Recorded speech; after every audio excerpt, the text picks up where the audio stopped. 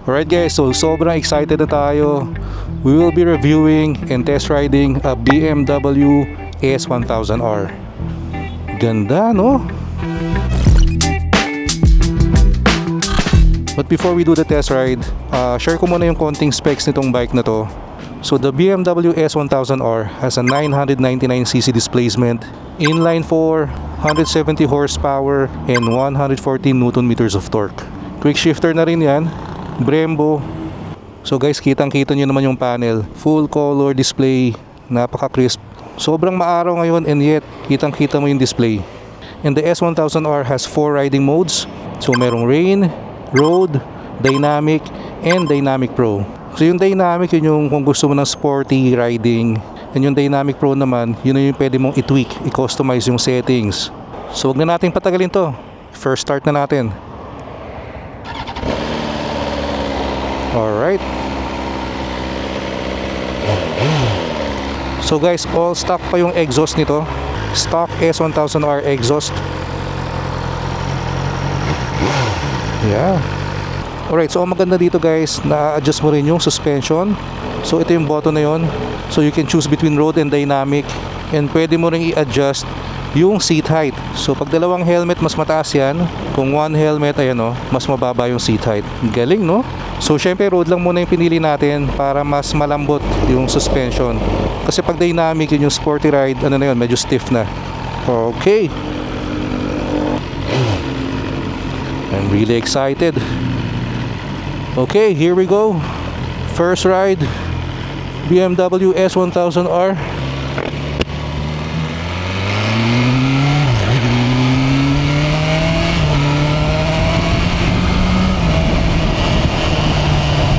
Wow. Sobrang lubak sa part na to. Mas lagi ako dumadaan dito eh. Pero parang magic yung suspension. Yan, rinig ko sa boses ko. And very smooth yung quick shifter and auto blip. Wow. Grabe yung quick shifter nito ah. Hindi jerky.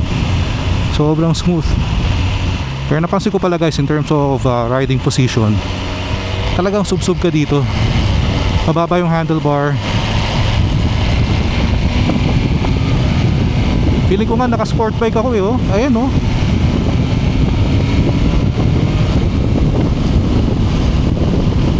So by the way, naka-Dynamic Pro pala tayo na riding mode. Teka, gusto mo munang ano, tigil muna tayo. Ilipat muna natin sa road. Okay, we're now on road mode.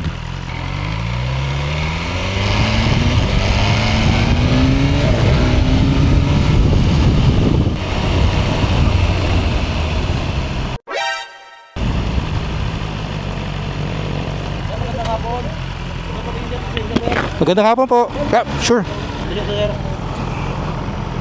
Salamat. So pag na-checkpoint kayo guys, dapat ano lang, respectful lang kayo. Kasi syempre para din naman sa kabutihan natin yan. Usually naman titingnan lang nila yung papeles mo, lisensya. So kung all goods naman, wala dapat problema.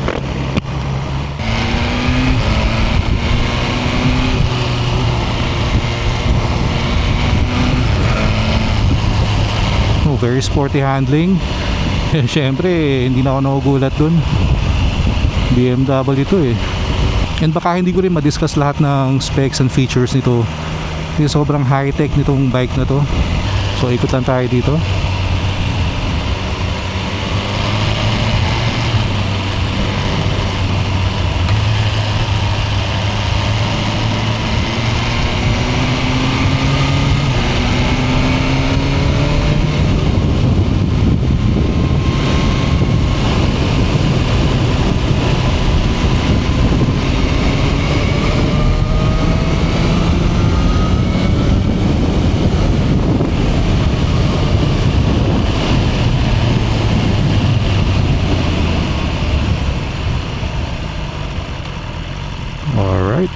Mag-picture lang tayo dito. Quick picture.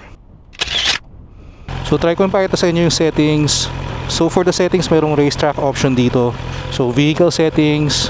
Ito yung available settings. RDC lights, HSC Pro, lap timer, shift light, Ito yung Pro Riding Mode. So under Dynamic Pro Riding Mode, ito yung pwede mo nang i-customize yung ride. So under Engine, pwede mong i-customize yung torque and throttle response, engine braking, traction, wheelie behavior, ABS, and these are all done electronically. Sa display naman, nakakagulat na 60% brightness pa lang to, and yet kitang-kita na natin talaga, di ba? Very crisp and vibrant nung panel. So this time, lipat naman tayo sa dynamic. So ito yung parang pinaka sport mode. Parang may usok dun, oh. So yung mga fire truck din, may sunog ah. And meron din palang cruise control to, I forgot to mention. Tara, let's go. Alright, so naka dynamic mode na tayo.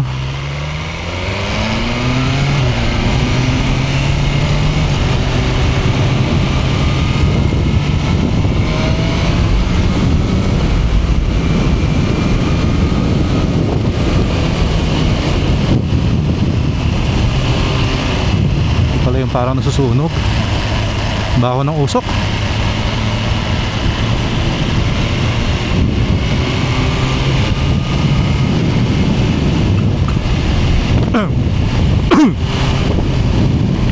Tubo ko dun ah. Itong part na to napakaalon, sobrang talagang matagtag. Init, kayang kaya, hindi ko ramdam. Parang magic tong suspension guys, pero biro. Pag ito siguro ang bike mo wala kang sakit sa katawan, talagang lahat ng lubak i-absorb niya so hindi yung likod mo magsasuffer. Tara, daan tayo dito sa Foresta Cafe. Hindi para magkape, hindi para magpicture lang. Photo op.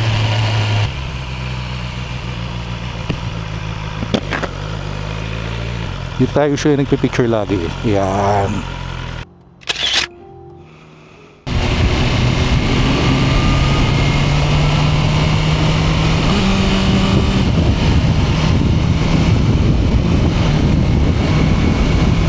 Napaka-sporty talaga nito.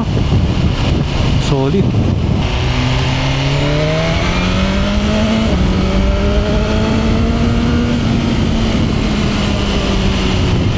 Yung bago ko makalimutan, ang SRP pala nitong BMW S1000R is 1.455 million. And if you'll ask me, sobrang sulit.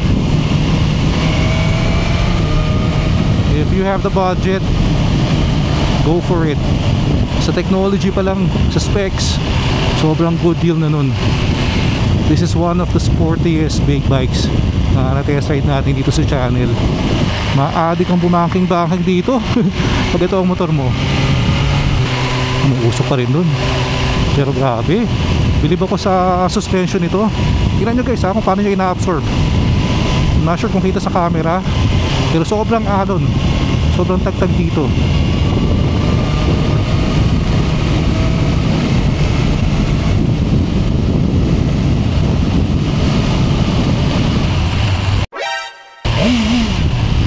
Shout out to you sir.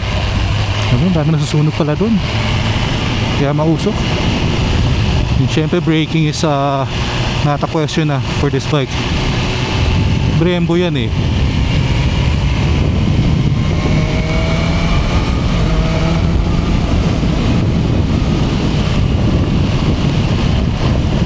legit guys, nakaka-inlove tong motor na to. Karamihan kasi nang natitest ride ko sa BMW in the past is yung mga adventure bike nila. Ang natry ko pa lang na naked nila is yung F900, pero that was 3 years ago. Pero grabe, so far so good. One for the books na naman tong test ride natin na to. Sobrang amazing na experience. Ang ganda pa ng kulay niya, yung pagka gray.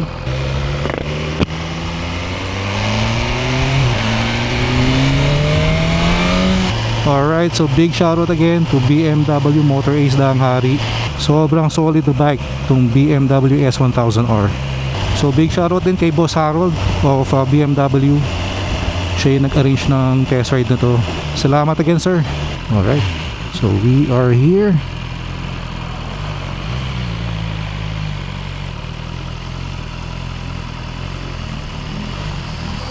Had so much fun. Tingnan nyo naman guys.